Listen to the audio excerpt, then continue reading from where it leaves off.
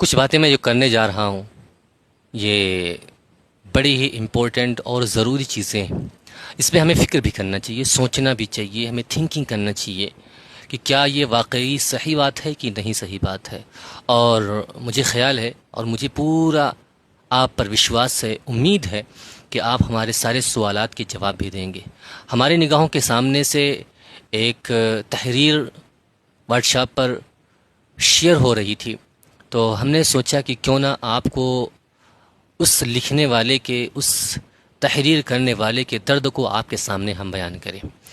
اور میں نے پڑھا اور حقیقت یہی ہے کہ خالص حفظ و قرأت کی درسگاہیں یا بے روزگار بنانے کی فیکٹریاں، آپ کو پہلے پوری باتیں سمجھنی ہوں گی، سننی ہوں گی، اس کے بعد میں آپ کو ساری باتیں سمجھ میں آئیں گی کہ میں کہنا کیا چاہتا ہوں۔ خالص حفظ و قرأت کی درسگاہیں آج کے دور میں ایک ایسی فیکٹری کی شکل اختیار کر چکی ہے جو بظاہر قرآن کے حفظ کرنے میں یعنی حفاظ پیدا کر رہی ہیں، مگر در حقیقت ان کا نتیجہ معاشرتی طور پر ایک ایسے بے روزگار طبقہ کی پیدائش کی صورت میں نکل رہا ہے جو نہ دین کا مکمل فہم رکھتا ہے اور نہ دنیا کا، کیونکہ قرآن پاک کو صرف یاد کرتے ہیں اور انہیں نہ دین سے کچھ مطلب رہ جاتا ہے اور نہ ہی دنیا سے، نہ تو دین کو صحیح طریقے سے پڑھ پاتے ہیں نہ ہی دنیا کو پڑھ پاتے ہیں۔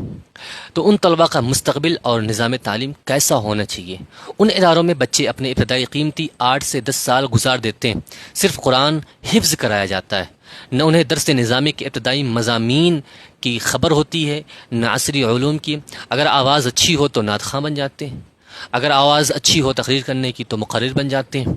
ورنہ کسی مسجد میں امامت یا مکتب سنبھالنے پر مجبور ہو جاتے ہیں۔ علم کتنا بھی آپ کے پاس کیوں نہ ہو، آپ علامہ مفتی کچھ بھی بن جائیں، لیکن اگر آپ کے پاس آج کے دور میں اکثر دیکھ رہا ہوں اور شاید آپ کو بھی اعتراض نہ ہو تو آپ کو بھی احساس ہوتا ہوگا کہ اگر آپ کے پاس علم نہیں ہے، صرف آواز اچھی ہے تو آپ بڑے بڑے ممبر کو سنبھال سکتے ہیں۔ آپ کے پاس علم زیادہ نہیں ہے لیکن بولنے کا طریقہ اور انداز بہتر ہے اور تھوڑا بہت مطالعہ کرنا آتا ہے تو آپ کو نہ تو گردانے رٹنے کی ضرورت ہے، نہ تو نحوی اور صرف پڑھنے کی کوئی چیز ضرورت نہیں ہے۔ تو کہنے کا مطلب یہ آپ تقریر کر سکتے ہیں، آپ علماء کے درمیان بھی اور لوگوں کے درمیان بھی آپ بڑے معزز مانے جائیں گے، کیونکہ جو بڑے بڑے اسٹیجوں کو سنبھالتا ہے اسی کو لوگ آج کے دور میں اور آج کے حالات کے پیش نظر ہم دیکھ رہے ہیں کہ اسی کو سب سے بڑا عالم اور علامہ فہامہ مانا جاتا ہے۔ تو بیچارہ ورنہ کسی مسجد میں امامت یا مکتب سنبھالنے پر مجبور ہو جاتا ہے اور چندے کی چادر اٹھانے والے بن جاتے ہیں۔ نتائج ایک سماجی المیہ، یہ حقیقت کس سے ڈھکی چھپی نہیں کہ ہزاروں کی تعداد میں فارغ التحصیل حفاظ محض تراویح کے لیے یاد کیے جاتے ہیں، یعنی کہ رمضان جب آتا ہے تو حفاظ کو تلاش کیا جاتا ہے، ادروائز ان کو چھوڑ دیا جاتا ہے۔ ان کی محنت کا صلہ صرف رمضان میں چند روز اور اس کے علاوہ کچھ نظر نہیں آتی ہے، اور وہ بھی ملازمت کے طور پر۔ ایسے حفاظ جو نہ جدید تقاضوں سے آشنا ہے اور نہ دین کے علمی مزاج سے، وہ نہ اپنے لیے نفع بخش بن سکتے ہیں نہ سماج کے لیے۔ مدارس کی عالیشان عمارتیں ہیں، مگر قوم کے عطیات سے اربوں روپے کی زمین اور عظیم الشان عمارتیں صرف حفظ کے نام پر تعمیر کی جاتی ہیں، جبکہ ان اداروں سے فارغ ہونے والے نوجوان فاقہ کشی یا پھر قوم کی طرف حسرت سے دیکھنے پر مجبور ہوتے ہیں۔ ایک ایسا سچ ہے جس پر پردہ ڈالنا اب ممکن نہیں رہا ہے۔ اور حفظ و قرأت کی درسگاہیں کیا ہونا چاہیے؟ آپ خود جواب دیں۔ اصلاح کی تجاویز: حفظ کے ساتھ مکمل دینی و عصری تعلیم، حفظ کے ساتھ ساتھ نصاب میں فقہ، حدیث، عربی، انگلش، کمپیوٹر، دیگر اہم عصری مضامین شامل کیے جائیں تو میرا خیال ہے کہ بہت ہی بہتر اور عمدہ ہوگا، اور آپ کی جو خیالات ہو آپ بھی پیش کر سکتے ہیں۔ طلباء کی ذہانت کی بنیاد پر انتخاب کیا جائے۔ جو بچے تیز ذہن رکھتے ہیں وہ 2-3 سال میں حفظ مکمل کر سکتے ہیں، باقی بچوں کو زبردستی حافظ بنانے کی کوشش نہ کی جائے۔ اور حفظ کا ایک شعبہ ہو، مکمل ادارہ نہیں۔ مکمل ادارے صرف حفظ پر نہ چلائے جائیں بلکہ درس نظامی یا عصری تعلیم کے ساتھ ایک مختصر شعبہ حفظ بنایا جائے۔ ذہنی و معاشی مستقبل پر غور و طلباء کی تربیت اس طرح ہو کہ وہ مستقبل میں خود کفیل ہوں، صرف امامت یا تراویح کے محتاج نہ رہیں۔ اور ایک چیز ہم نے دیکھا ہے کہ میں ثقافہ میں تھا تو وہاں کے ماحول بڑے اچھے ہیں اور وہاں کا تعلیمی نظام بڑا اچھا، بہت خوبصورت ہے۔ تو وہاں پر ایک سسٹم یہ بھی چلتا ہے کہ جو بچے صرف حفظ نہ کر سکیں ان کو چاہیے کہ وہ نہیں کرنا چاہتے ہیں تو ان کے لیے ایک نظام، ایک رول بنایا گیا ہے کہ جیسے وہ ہائی اسکول انٹر کرنا چاہتے ہیں، ہندی لائنس جانا چاہتے ہیں، نہیں ملیالم کیرلا میں ملیالم چلتی ہے، ملیوار بھاشائیں چلتی ہیں، اگر اس میں وہ ہائی اسکول انٹر کر رہے ہیں جیسے اپنے ہندی بورڈ ہوتا ہے، اسی طرح سے ملواری بورڈ جو ہوتا ہے اس میں کرنا چاہتے ہیں تو ان کو جو ہے ایک سبجیکٹ حفظ کا رکھ دیا جاتا ہے پر ڈے، یعنی ہر دن وہ آدھا صفحہ ایک صفحہ جو بھی ان کو یاد ہو اس کو سنائے، اور آموختہ وغیرہ یعنی کہ ہفتے میں وہ جس طرح سے وہ سنتے ہوں اس طرح سے ایک نظام بنایا گیا ہے کہ آپ کلاس یعنی ہندی پڑھ رہے ہیں، انگلش پڑھ رہے ہیں، آپ جو بھی پڑھنا چاہتے ہیں اس کو پڑھیں، اور ایک پیریڈ جیسے اپنے یہاں کیا ہوتا ہے ایک پیریڈ ہندی کا، کسی کا اردو کا، کسی کا عربی کا، کسی کا انگلش کا، سائنس کا، یعنی جتنی بھی چیزیں ہیں ایک ایک پیریڈ ہوتا ہے، ایک ایک گھنٹیاں ہوتی ہیں، اور اس کے بعد کیا ہوتا ہے ایک ہم اردو اور دینیات تمام چیزیں ہیں اس طرح سے جو مکاتب چل رہے ہیں ہمارے مدرسوں کے اندر اس میں اس طرح سے نظام ہے، لیکن اسی میں ایک گھنٹی رکھ دیا جائے کہ آپ کو پر 3 آیتیں 4 آیتیں 5 آیتیں یاد کرنی ہے، تو میرا خیال ہے کہ بچہ جو ہے پہلی دوسری میں تو نہیں لیکن چوتھی اور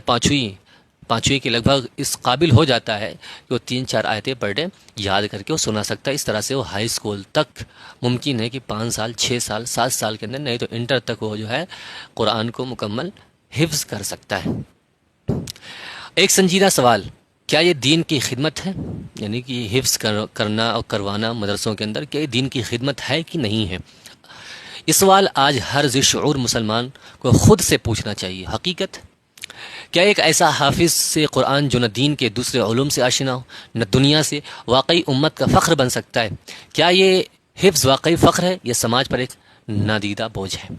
نتیجہ کیا ہے؟ حافظ قرآن ہونا بلا شبہ شرف ہے، بڑی اچھی بات ہے، مگر جب وہ دین کے دیگر علوم، فہم، بصیرت اور زمانے کی ضرورتوں سے عاری ہو، یعنی اسے کچھ پتہ ہی نہ ہو، صرف وہی جو رٹا ہے اس کے علاوہ کچھ معلوم ہی نہ ہو، تو وہ شرف نہیں بلکہ خالی لقب رہ جاتا ہے، یعنی وہ انسان کچھ نہیں کر سکتا ہے، نہ تو دنیا کما سکتا ہے اور نہ دین میں ہی لوگوں کو وہ کچھ سکھا سکتا ہے، کچھ بتا سکتا ہے۔ بس وہی جو ہم نے پہلے ہی بتایا کہ رمضان میں اس کی ضرورت پڑے گی اور تراویح سنانے کے بعد ساری چیزیں ختم ہو جاتی ہیں۔ اب وقت آ چکا ہے کہ ہم قوم، مدارس اور اپنے نوجوان کے مستقبل کو سنجیدگی سے لیں اور دینی اداروں میں حقیقی اصلاح کی بنیاد رکھیں۔ کہنے کا مطلب یہ ہے، سب کا خلاصہ صرف اتنا سا ہے کہ جو مدرسے صرف حفظ کی کلاسز چلاتے ہیں اور حفظ و قرأت کی ہی درسگاہیں چلاتے ہیں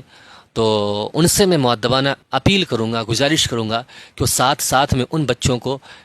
کچھ اور سبجیکٹ بھی ان کو دیں، جیسے جو دنیاوی چیزیں ہوں تاکہ وہ دنیا بھی حاصل کر سکیں، اور دینیات وغیرہ بھی ان کو پڑھایا جا سکے، تاکہ جب وہ سماج کے اندر اتریں، میدان عمل میں آئیں، تب وہ صرف ایک خالی حافظ نہ رہ جائیں، صرف عاری حافظ نہ رہ جائیں، بلکہ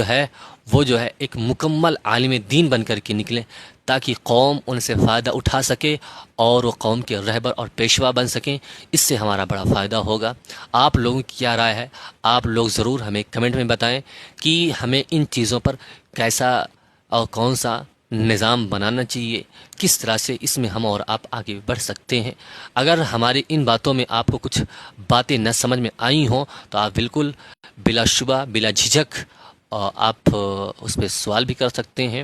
اور اس کا جواب بخوبی آپ دے سکتے ہیں۔ ہم آپ کی رائے کے منتظر ہیں، آپ ہمیں ضرور مشورہ دیں۔